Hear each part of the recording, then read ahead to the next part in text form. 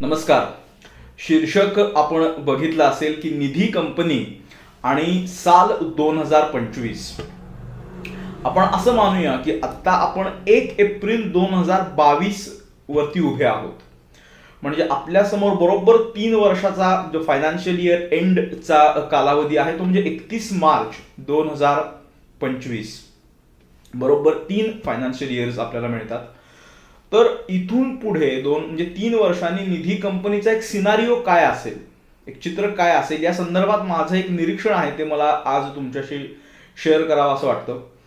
आता अस्तित्वात असलेल्या निधींना आपण जर 100% निधी कंपन्या मानल्या तर त्यातील 10% निधी कंपनीज या खूप मोठ्या झालेल्या असतील. म्हणजे तो ग्रुप म्हणजे ते प्रमोटर्स हे निधी कंपनी आणि प्लस एनबीएफसी या मॉडेलवरती काम करत असतील. म्हणजे त्यांची स्वतःची निधी कंपनी आता आहे, ते इतके सक्षम झाले असतील की ते आता एनबीएफसी त्यांनी चालू केलेली आहे. अशी परिस्थिती 10% निधी कंपनी स्वतःमध्ये ही ॲबिलिटी घडवून आणतील.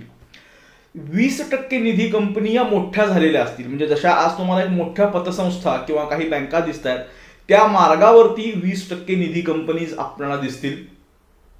30% निधी कंपनी ह्या चालू असतील. म्हणजे त्यांनी प्रॉपर कंप्लायन्स केलेला असेल, प्रॉपर त्यांच्या जे नियम फॉलो करायचे जे आपण ऑलरेडी अनेक व्हिडिओजमध्ये डिस्कस केलेत ते सर्व चालू असेल. आणि अशा प्रकारे 31% निधी कंपनी या चांगल्या रीतीने कार्यरत या कॅटेगरीमध्ये असतील. आणि 40% निधी कंपन्या या बंद झालेल्या असतील. म्हणजे त्यांनी आपला व्यवसाय थांबवलेला असेल.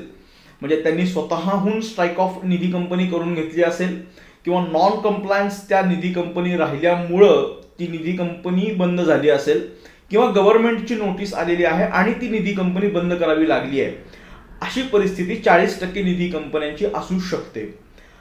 हे कधीपर्यंत तर 2025 पर्यंत. तर आपलं याच्यामध्ये टार्गेट काय असलं पाहिजे, आपल्याला पहिल्या 3 कॅटेगरीजमध्ये राहायचं.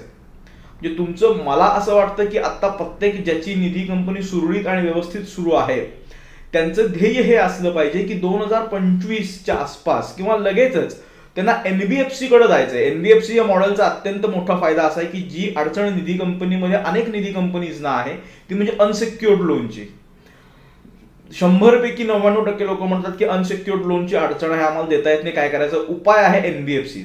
2 कोटी कॅपिटल लागतं, बाकीचे पण बरेच निकष आहेत.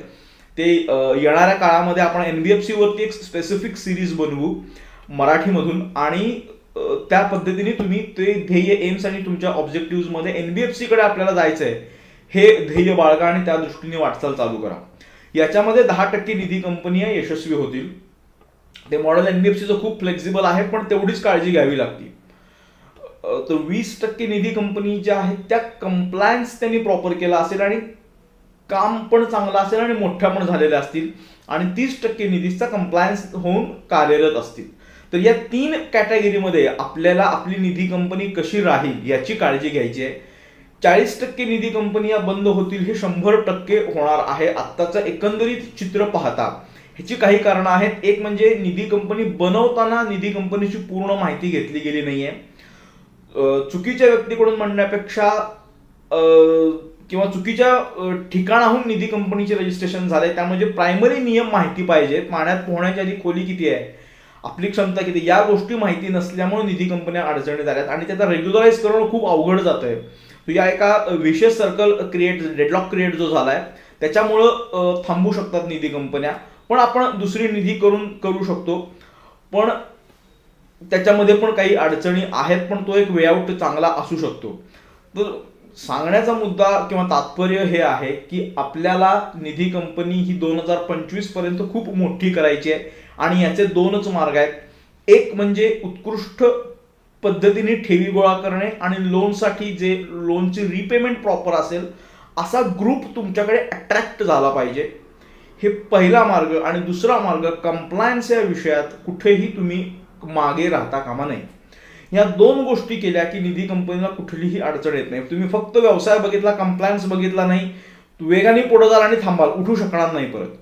फक्त कंप्लायन्स करत बसला म्हणजे सतत नियम हे आणि व्यवसायाकडे लक्ष नाही दिलं तर तेही काही कामाचं नाही आहे. कारण की बॉटम लाईन आहे प्रॉफिट. निधी कंपनी आपण बनवतो याची 2च कारणं माझ्या दृष्टीने असू शकतात. एक म्हणजे प्रॉफिट आणि दुसरं एक वेल प्लॅन्ड सोशल वर्क, ह्या दोन गोष्टी याच्यामध्ये आहेत. तर ह्या मी जे काही 5-6 मुद्दे आपणाशी शेअर केले ह्याच्यावर तुम्ही विचार करा.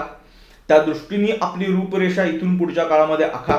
आणि आपल्याला काही याच्या संदर्भात डाऊट असेल किंवा काही इश्यूज असतील तर कमेंट्समध्ये लिहा किंवा व्हॉट्सअपचा नंबर आहे त्याच्यावरती तुम्ही मला मेसेज करू शकता. थँक्यू.